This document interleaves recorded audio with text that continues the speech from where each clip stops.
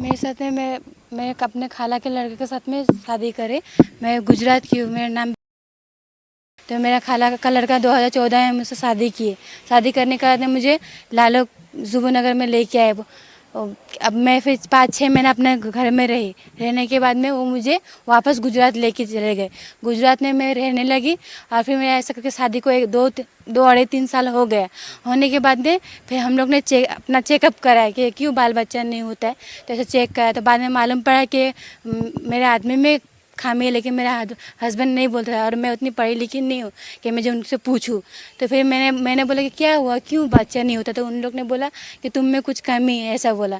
तो ऐसे बोलने के बाद में फिर हम लोगों का आसाम में आने का बात हुआ। तो वो बोलते कि जाने से पहले मेरा नपुंसक मतलब मेरा अंदर का जो आदमी पना नहीं मालूम सबको पड़ जाएगा। तो एक काम करो कि तुम मेरे दोस्त के साथ में रिलेशन करना पड़ेगा। उसके बाद में तुम्हारे अगर जो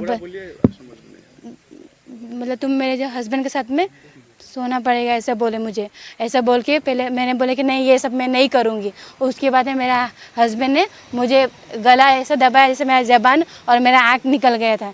तो फिर मेरे को बाजू वाला ने बोला कि ये कुछ मारपीट हो रहा है, ऐसा बोल के आए। फिर आने के बाद में ऐसा कुछ 6 महीना 7 महीना जैसा हुआ। होने के बाद में उन लोग क्या बोले, मेरे मम्मी को पेट में पथरी हुआ है तो मैं ऑपरेशन के लिए जा रहा। तो मैं बोला मुझे भी लेके जाओ। बोला नहीं मैं भी आ जाऊँगा बोलते। ऐसे बोल के वो 2020 को वो चले गए मुझे छोड़ के।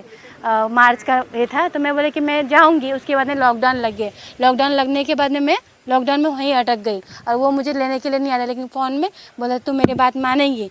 और उसके बाद में यही बात बोलते थे कि मेरे सास ने भी डिमांड करते थे।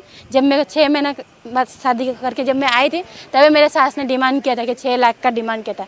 तो 6 लाख का भी डिमांड किया था। और फिर मेरा हस्बैंड का मतलब कमी को मतलब मालूम पड़ जाएंगे। 6 लाख का दहेज का डिमांड किसने किया था? मेरे सास ससुर और मेरे हस्बैंड ने। और मेरे हस्बैंड हमेशा बोलते हैं कि मेरे माँ का डिमांड को पूरा कर दो, तुम्हारे साथ में ऐसा कुछ नहीं होगा। फिर उसके बाद में वो मुझे 3 साल तक छोड़ के रख दिए। तो फिर मैंने क्या करा कि मैंने अपना गुजरात के कोर्ट में मैंने केस दी। केस देने के बाद में मैंने तो केस को बजाने के लिए खुद भी यहाँ पे आया, क्योंकि उन लोग बोलते थे कि ऐसा शख्स है ही नहीं। उसके बाद में मेरे अम्मी के साथ में आए। आने के बाद में यहाँ का मैं पुलिस थाना में आई। तो वो पुलिस थाना में मतलब मेरा केस को मतलब बजाने के लिए साइन कर दिए। फिर उन लोग गुजरात जाने के बाद में फिर मैं वापस गई, वापस इधर आई।